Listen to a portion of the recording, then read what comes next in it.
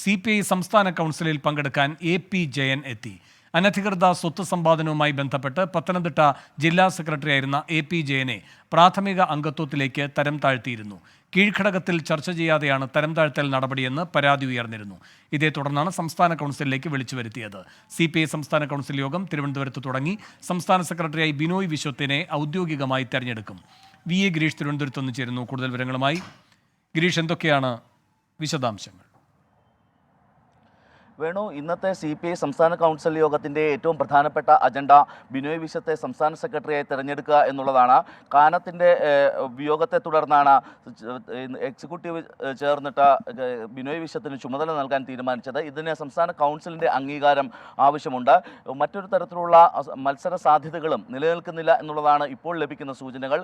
ബിനോയ് വിശ്വത്തെ തന്നെ സംസ്ഥാന സെക്രട്ടറിയായി തിരഞ്ഞെടുക്കുന്നതിനാണ് കേന്ദ്ര നേതൃത്വത്തിനും താല്പര്യമുള്ളത്.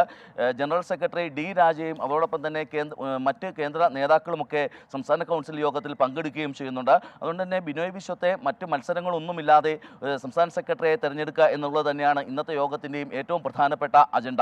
അതോടൊപ്പം തന്നെ ഏറ്റവും പ്രധാനപ്പെട്ട കാര്യമാണ് പത്തനംതിട്ട ജില്ലാ സെക്രട്ടറി സ്ഥാനത്ത് നിന്ന് ഒഴിവാക്കപ്പെട്ട AP ജയനെ ഇപ്പോൾ സംസ്ഥാന കൗൺസിലിലേക്ക് വിളിച്ചു വരുത്തിയിരിക്കുന്നു എന്നുള്ളത്. ഇതിൽ ഏറ്റവും പ്രധാനമായിട്ടുള്ളത് ജയൻ കൂടി അംഗമായ സംസ്ഥാന കൗൺസിലിൽ അയാളുടെ ഭാഗം വിശദീകരിക്കാതെ ആണ് ഇത്തരത്തിലൊരു നടപടി എടുത്തത് എന്ന ആരോപണം നേരത്തെ ഉയർന്നിരുന്നു. ഈ ഒരു സാഹചര്യത്തിലാണ് ജയനെ ഇന്ന് സംസ്ഥാന കൗൺസിലിലേക്ക് വിളിച്ചു വരുത്തിയിരിക്കുന്നത്.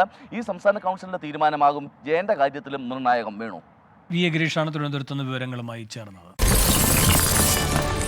24 അഞ്ചിന്റെ വജ്രത്തിളക്കം.